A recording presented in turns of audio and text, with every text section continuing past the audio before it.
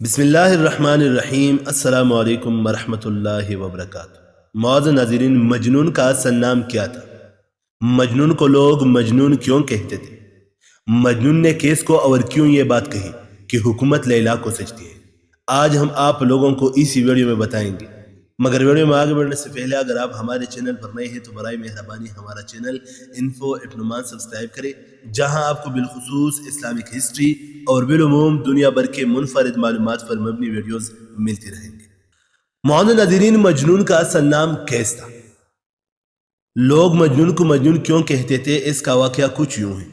ایک دفعہ مجنون جا رہا تھا۔ ان دنوں میں حضرت حسن رضی اللہ تعالیٰ عنہ حضرت امیر معاویہ رضی اللہ تعالیٰ عنہ کے حق میں دستبردار ہو گئے تھے اور حکومت ان کے حوالے کر دی تھی۔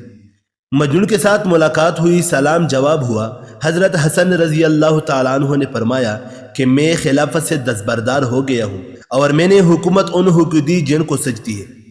جب یہ بات مجنون نے سنا تو مجنون کہنے لگا، حضرت میرے خیال میں تو حکومت لیلا کو سجتی ہے۔ حضرت حسن رضی اللہ تعالیٰ عنہ نے فرمایا، انت مجنون، تو مجنون ہے۔ تب سے اس کا نام کیس کی جگہ مجنون پڑ گیا۔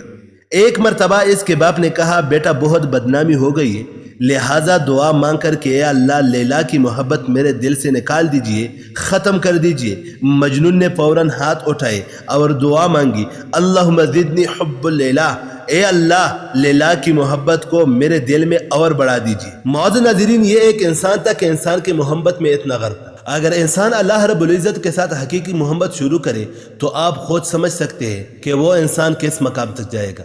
معزز ناظرین، یہ تھی مجنون کی مختصر سی کہانی۔ اسی امید کے ساتھ اجازت دیجیے کہ آپ لوگوں کو ہماری یہ ویڈیو بھی پسند آئی ہوگی۔ ملتے ہیں بہت جلد ایک نئے تاریخی، تحقیقی اور معلوماتی ویڈیو کے ساتھ۔ دیکھتے رہیے انفو ابن نعمان۔ اللہ رب العزت آپ کا حامی و ناصر۔